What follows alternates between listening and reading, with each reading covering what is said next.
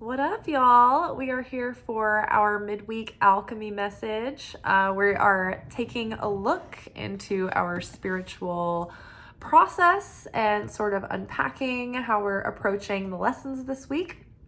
And so from the Wild Unknown Alchemy deck, we've got speculum or glass. We have resina or resin, followed by Cana Bavonis, which is the peacock's tail.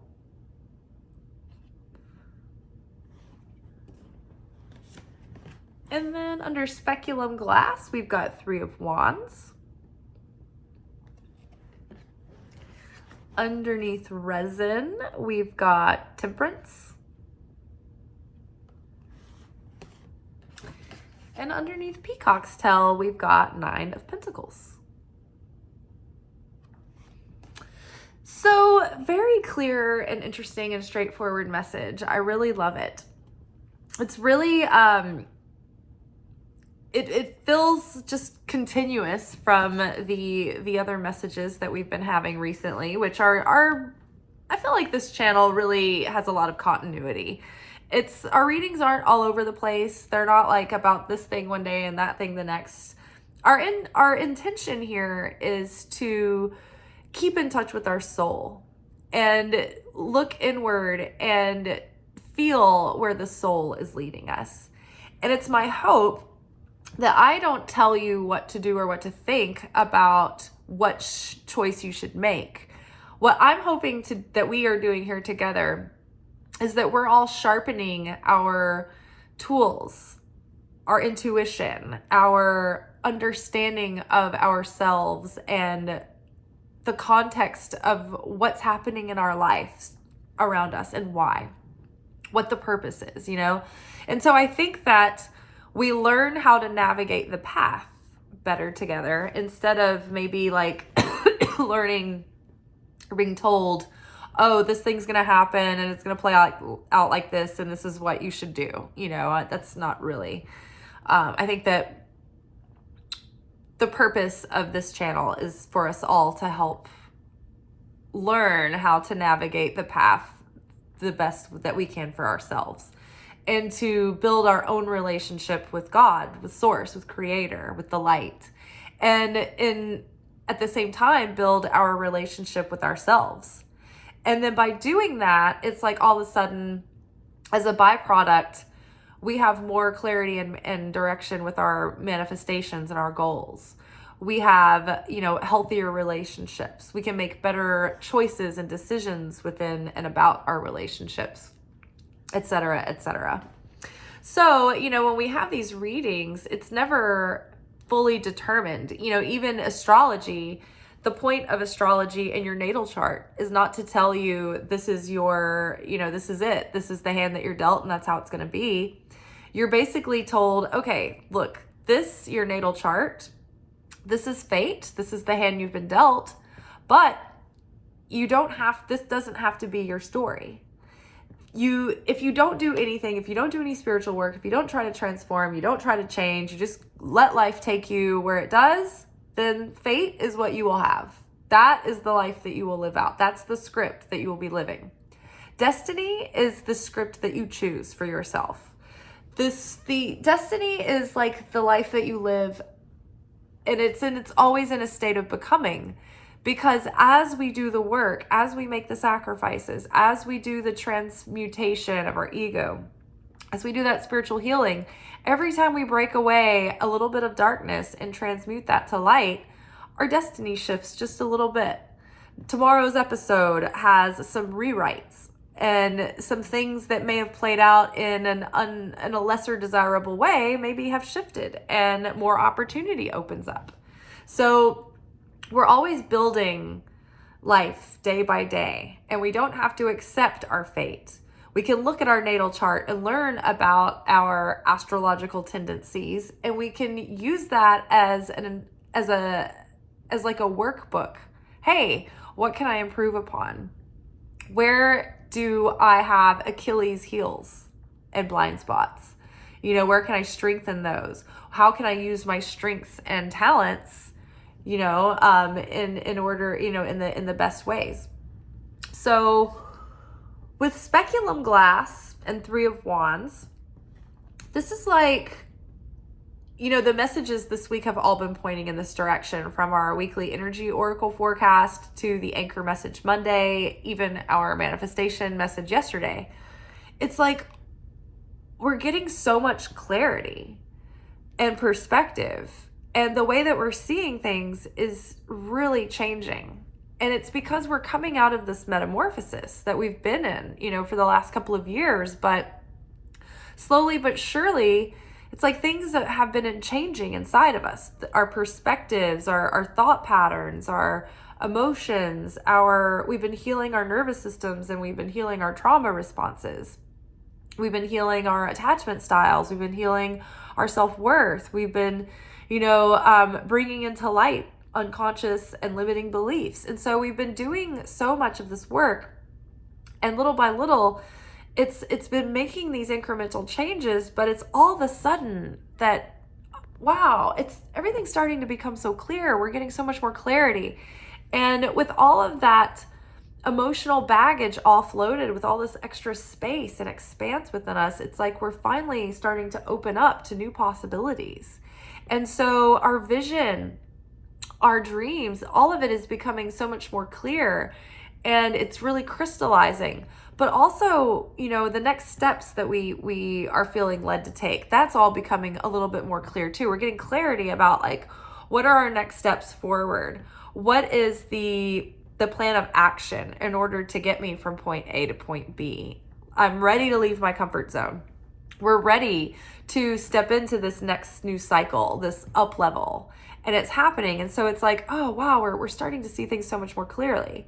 This glass in the lab talks about how this is the lens through which we view the work.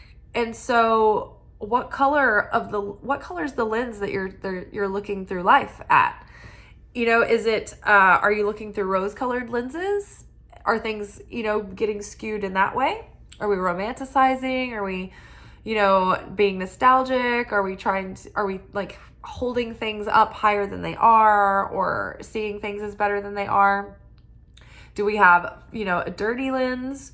Are we seeing things as worse than they are? Do we have a skewed perspective? Is resentment getting in the way, or a grudge, right? Or is our lens crystal clear? This also allows us to look at our situation with a little bit of separation and a little bit of distance without being so emotionally involved and caught up. It's like we can separate ourselves a little bit so that we can observe and take in and observe the narratives without getting caught up in the story and in the emotional, cycle again and again and again. So with clarity is coming this new clarity and readiness to once again set out on a hero's journey, get out of our comfort zone, grow beyond what we've currently, been living in and experiencing in, and really start to step into that next level. And so I love that resin is here with temperance, because this is the epitome of, this is like preserving all the work that we've done. This is really solidifying the embodiment of the spiritual work that we've been doing to change in our, not only in on the inside, but on the outside too. We want to express differently in the world. We want to integrate that spiritual healing and change and actually show up as better people. And so temperance is the marriage of spirit with material. It's integrating the lessons, integrating the wisdom, embodying that in a new way for this new next level. And it's like all this new gained wisdom and hard-earned experience. It's like with this clarity, it's like everything is becoming so much more solidified, right? It's becoming like preserved and sustained. Like think of like a dried flower or an insect preserved in resin. It's like it's taking something and making sure that it's kept whole and it doesn't fall apart, because we value this thing. We want to maintain that. And so we can see, okay, I've come this far. wow, I'm getting a lot of clarity about where I want to go from here. I'm feeling so much more certain and secure and confident. I'm knowing my worth, and I am accepting myself and my life and I'm having full acceptance in my present. And I'm integrating the things that I have been learning. And I'm sitting and I'm at peace and I have balance, right? And I'm preserving this state of eternalness, of cause consciousness, of unconditionalness, of unconditional love. Instead of being in a reactive state where you're like thrown around and your consciousness is all over the place. It's like we're starting to rely more on source. And so we've seen the evidence that we're taken care of, we're protected, we're provided for. And so again, there's like this serenity and fulfillment that's coming through that we've never quite experienced yet. And it's starting to happen. It's all very exciting. Which leads us to the Peacock's Tail with Nine of Pentacles. Nine of Pentacles is this confident, self-assured business person. This is the independent or interdependent individual who is whole within themselves. They've got a great relationship with themselves, and they have a great relationship with source. When Nine of Pentacles is depicted, they're always talking to a bird, and the bird is the representative of the Holy Spirit. And so this is like the self is now in union within, and we're connected with spirit, and we're being led by spirit. And this is giving us a sense of independence and comfort. And our spiritual efforts are beginning to bear not only that spiritual and emotional fruit, but also bear, abundance in our outer material world as well. Nine of Pentacles is also talking about, like, in a physical sense, having worked on, your abundance, your money, your finances, your personal material world that's around you, your household, and you've put work into it, and now you're enjoying the fruits of your labor. You're enjoying the comforts that you've built for yourself. So it's like you're flourishing, and it's like this cornucopia of plenty and abundance and, all kinds of a variety of pleasurable, delights and things and resources. And so the Peacock's Tail is when we have arrived at a state where our perspective has changed, has shifted. And we've gone from black and white thinking to being able to have a broader understanding and see things on a spectrum and have compassion and empathy and not look at things in such extremes or definites. You can see more sides and multifacets to a situation. And so because of that, it opens up new worlds and new possibilities and new ways of thinking. There was something else that I also wanted to say about the Peacock's Tail and Nine of Pentacles.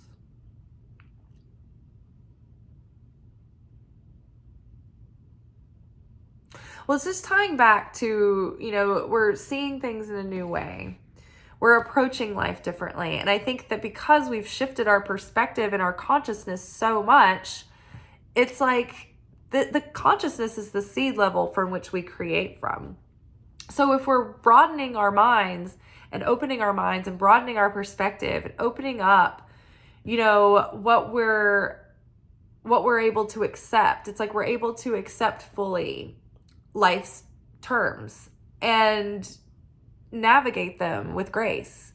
And even if we don't like it, we know that we can do something to change it. We can do whatever we can about the things that we can control, and we accept the things that we can't change. And we have learned to be able to tell the difference, like the Serenity Prayer. I am going to read Peacock's Tail.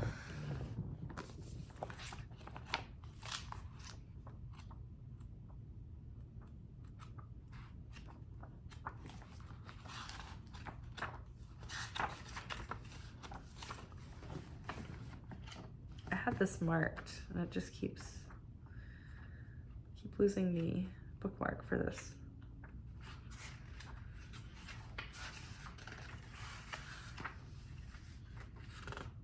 Okay, here we go. Sorry. Burning daylight, people. Okay, the peacock's tail. Full vision, the spectrum, inclusivity. The peacock's tail is a sacred image in alchemy.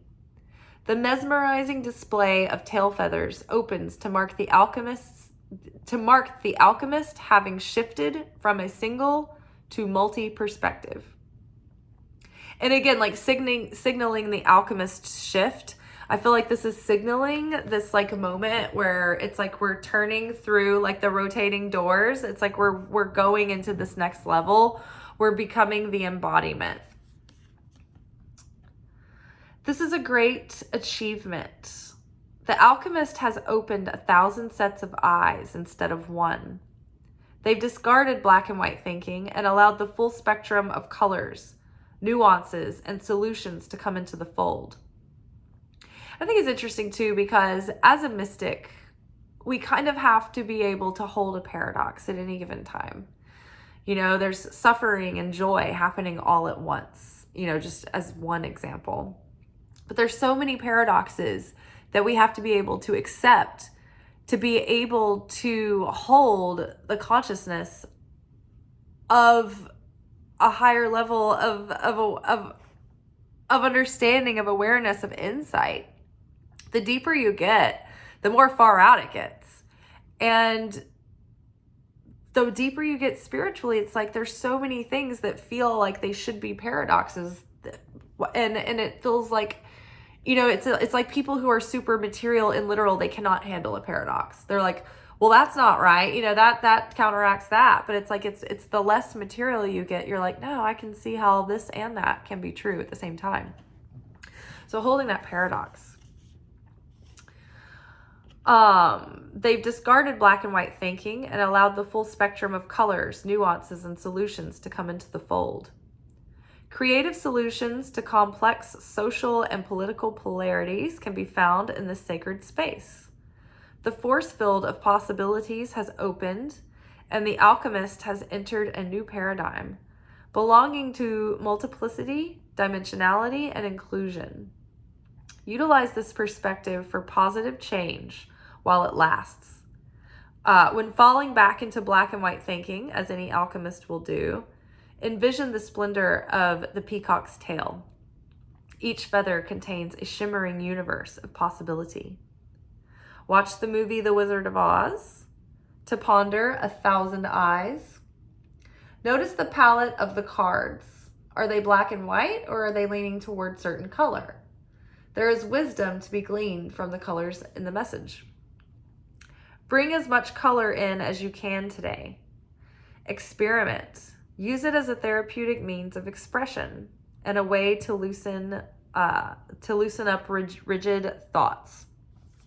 The book by Dougal Fraser, Your Life in Color, is actually like a guide of how to use color for like spiritual growth and all that, and healing and vibrational adjustments and all that. And it is super effective. I can't believe how effective it is.